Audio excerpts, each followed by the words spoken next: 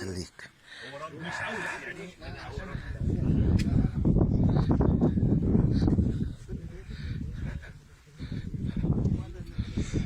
قابلت النهارده واحد بالصدفة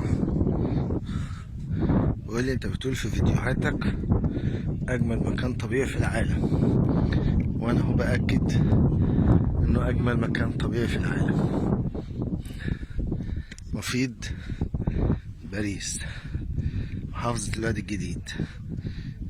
اجمل مكان طبيعي في العالم ده لو الصورة طالعة، عشان انا مش شايف حاجة من الشمس.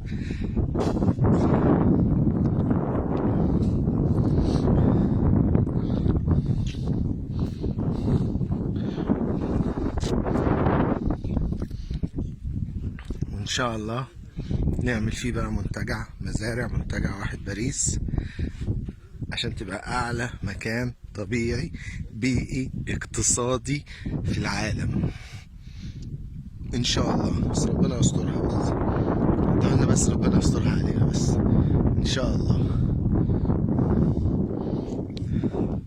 مع السلامة.